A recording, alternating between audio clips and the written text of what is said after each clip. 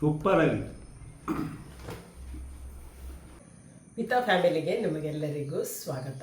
ಇವತ್ತೊಂದು ಸಿಂಪಲ್ ಆದ ಬ್ರೇಕ್ಫಾಸ್ಟ್ ರೆಸಿಪಿಯನ್ನು ನಿಮ್ಮ ಜೊತೆಗೆ ಶೇರ್ ಮಾಡ್ತಾ ಇದ್ದೇನೆ. ತುಂಬಾ ಸಿಂಪಲ್, ಹಾಗೆಯೇ ಬೇಗನೆ ಕೂಡ ಮಾಡಿ ಆಗ್ತದೆ, ಹಾಗೆಯೇ ಸ್ವಲ್ಪ ಸ್ವೀಟ್ ಆಗಿ ತಿನ್ನಲಿಕ್ಕೆ ಕೂಡ ಚೆನ್ನಾಗಿರ್ತದೆ.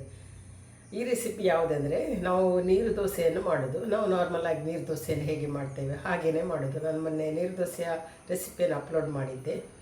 ಹಾಗೆಯೇ ನೀರು ದೋಸೆಯನ್ನು ಮಾಡೋದು. ನೀರು ದೋಸೆಯನ್ನು ಮಾಡಿ ಅದಕ್ಕೆ ಕಾಯಿ ತುರಿ ಮತ್ತು ಸ್ವಲ್ಪ ಸಕ್ಕರೆಯನ್ನು ಹಾಕಿ ಫೋಲ್ಡ್ ಮಾಡಿ ಇಡೋದು. ಸಕ್ಕರೆ ಬದಲಿಗೆ ಬೆಲ್ಲ ಕೂಡ ಯೂಸ್ ಮಾಡ್ಬೋದು. ನಾನು ಇವತ್ತು ಸಕ್ಕರೆ ಹಾಕಿ ಮಾಡಿ ತೋರಿಸ್ತಾ ಇದ್ದೇನೆ. ಹಾಗೆ ಇವತ್ತರ ರೆಸಿಪಿಯನ್ನು ಸ್ಟಾರ್ಟ್ ಮಾಡೋಣ.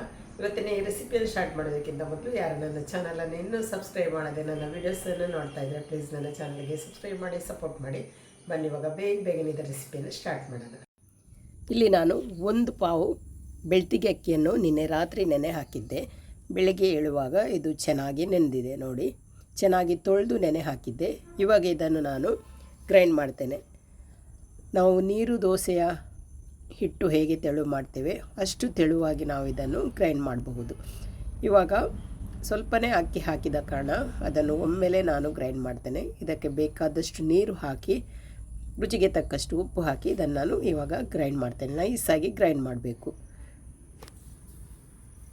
ಇವಾಗ ನೋಡಿ, ಅಕ್ಕಿ ಚೆನ್ನಾಗಿ ನೈಸಾಗಿ ಗ್ರೈಂಡ್ ಆಗಿದೆ. ನೈಸಾಗಿ ಗ್ರೈಂಡ್ ಆದರೆ ಮಾತ್ರ ನಮಗೆ ನೀರು ದೋಸೆ ಚೆನ್ನಾಗಿ ಬರ್ತದೆ. ತರಿಯಾಗಿದ್ದರೆ ನೀರು ದೋಸೆ ಚೆನ್ನಾಗಿ ಬರೋದಿಲ್ಲ. ಹಾಗಾಗಿ ನೀರು ದೋಸೆ ನೈಸಾಗಿ ಗ್ರೈಂಡ್ ಆಗಬೇಕು. ನಾನು ಕಳೆದ ವಾರ ನೀರು ದೋಸೆಯ ವಿಡಿಯೋವನ್ನು ಹಾಕಿದ್ದೆ, ನೀವೆಲ್ಲರೂ ನೋಡಿ ಸಪೋರ್ಟ್ ಮಾಡಿದ್ದೀರಾ. ಹಾಗೆ ನೋಡಿ, ಇವಾಗ ಇಷ್ಟು ತೆಳುವಾಗಿ ಮಾಡಿದ್ದೇನೆ. ಇಲ್ಲಿ ಒಂದು ಪ್ಯಾನನ್ನು ಬಿಸಿ ಮಾಡಲಿಕ್ಕಿಟ್ಟು ಅದಕ್ಕೆ ಎಣ್ಣೆಯನ್ನು ಹಾಕಿದ್ದೇನೆ.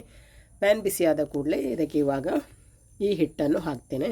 ನಾವು ತೆಳುವಾಗಿ ಈ ಹಿಟ್ಟನ್ನು ಹಾಕಬೇಕು. ಹಾಗೆಯೇ ಎಲ್ಲಿಯೂ ತೂತು ಇಲ್ಲದ ಹಾಗೆ ಇದಕ್ಕೆ ನಾವು ತೂತಿದ್ದರೆ ಕೂಡ ಸ್ವಲ್ಪ ಹಿಟ್ಟನ್ನು ಹಾಕಬೇಕು.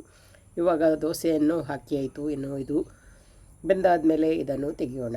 ಇವಾಗ ನೋಡಿ, ದೋಸೆ ಕೂಡ ರೆಡಿ ಆಯಿತು. ಇವಾಗ ನಾನು ಇದನ್ನು ತೆಗಿತಾ ಇದ್ದೇನೆ.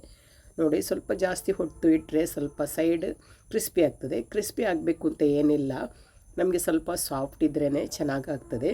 ಹಾಗೆ ಇವಾಗ ಮೊದಲನೆಯ ದೋಸೆಯನ್ನು ತೆಗೆದೆ. ಹಾಗೆಯೇ ಉಳಿದ ಎಲ್ಲ ದೋಸೆಯನ್ನು ಮಾಡಿ ಒಂದೊಂದಾಗಿ ಅದಕ್ಕೆ ಕಾಯಿ ತುರಿ ಮತ್ತು ಸಕ್ಕರೆಯನ್ನು ಹಾಕಿ ನಾನು ರೆಡಿ ಮಾಡಿಕೊಳ್ತಾ ಇದ್ದೇನೆ. ನಾವು ಇದಕ್ಕೆ ಪೊರ್ತಪಳೆ ಅಂತ ಹೇಳ್ತೇವೆ. ತುಂಬಾ ಚೆನ್ನಾಗಾಗ್ತದೆ. ಮೊದಲಿನ ಕಾಲದಿಂದಲೂ ಇದನ್ನು ಮಾಡ್ತಿದ್ರು. ಹಾಗೆ ಇವಾಗ ಒಂದೊಂದಾಗಿ ಎಲ್ಲ ದೋಸೆಯನ್ನು ಮಾಡಿದ ಹಾಗೆ ನಾನು ಅದಕ್ಕೆ ಕಾಯಿ ತುರಿ ಮತ್ತು ಸಕ್ಕರೆಯನ್ನು ಹಾಕಿ ಅದನ್ನು ಫೋಲ್ಡ್ ಮಾಡಿ ರೋಲ್ ಮಾಡಿರ್ತೇನೆ.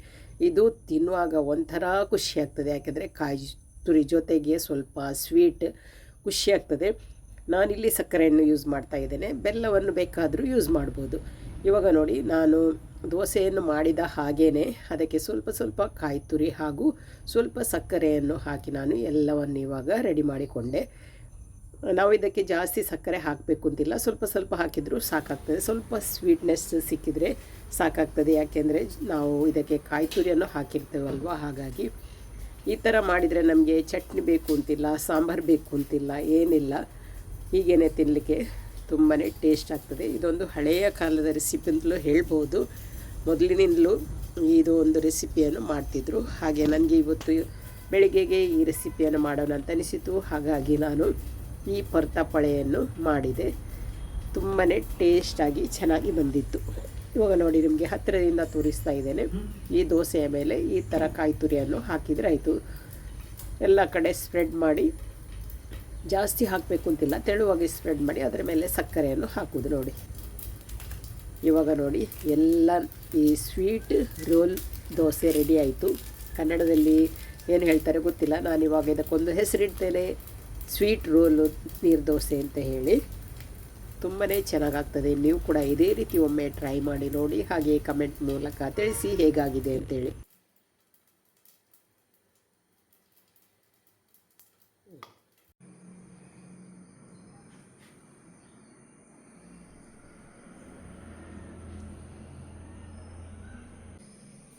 ಬೆಳಗ್ಗಿನ ಬ್ರೇಕ್ಫಾಸ್ಟಿನ ತಿಂಡಿ ರೆಡಿ ಆಯಿತು.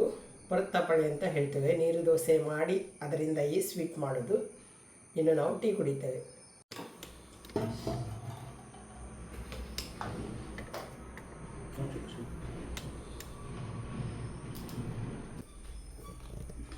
ಸೂಪರ್ ಆಗಿದೆ.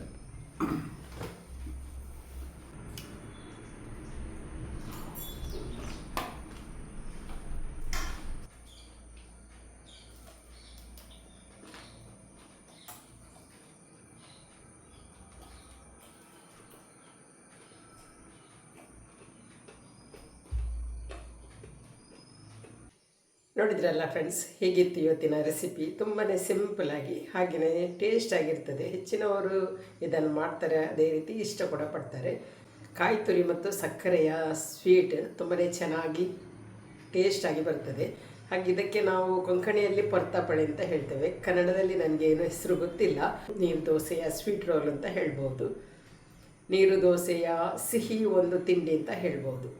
ನನಗೆ ಕರೆಕ್ಟಾಗಿ ಇದರ ಹೆಸರು ಗೊತ್ತಿಲ್ಲ. ನಮ್ಮ ಕೊಂಕಣಿಯಲ್ಲಿ ಪೊರ್ತಾಪಳೆ ಅಂತ ಹೇಳ್ತೇವೆ. ನಾನು ಹೆಚ್ಚಾಗಿ ಈ ಚಟ್ನಿ ಅಥವಾ ಏನಾದರೂ ಸಾಂಬಾರೆಲ್ಲ ಇಲ್ಲದಿದ್ದಾಗ ಈ ಥರ ಮಾಡ್ತೇನೆ.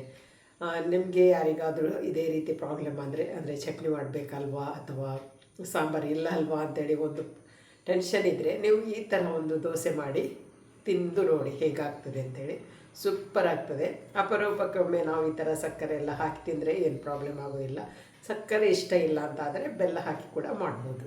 ಹಾಗೆ ಇವಾಗ ನಮ್ಮದು ಬ್ರೇಕ್ಫಾಸ್ಟ್ ಕೂಡ ಆಯಿತು. ಇವತ್ತಿನ ಈ ಒಂದು ಸಿಂಪಲಾದ ಸ್ವೀಟ್ ನೀರು ದೋಸೆ ರೆಸಿಪಿಯನ್ನು ಇಲ್ಲಿಗೆ ಎಂಡ್ ಮಾಡ್ತೇನೆ. ವಿಡಿಯೋ ಇಷ್ಟ ಆದರೆ ಲೈಕ್ ಮಾಡಿ, ಶೇರ್ ಮಾಡಿ, ಅದೇ ರೀತಿ ಸಬ್ಸ್ಕ್ರೈಬ್ ಮಾಡೋದರ ಮೂಲಕ ಚಾನಲ್ಗೆ ಸಪೋರ್ಟ್ ಮಾಡಿ. ಇನ್ನೊಂದು ವಿಡಿಯೋದೊಂದಿಗೆ ಸಿಗ್ತೇನೆ ಅಂತ. ಬಾಯ್.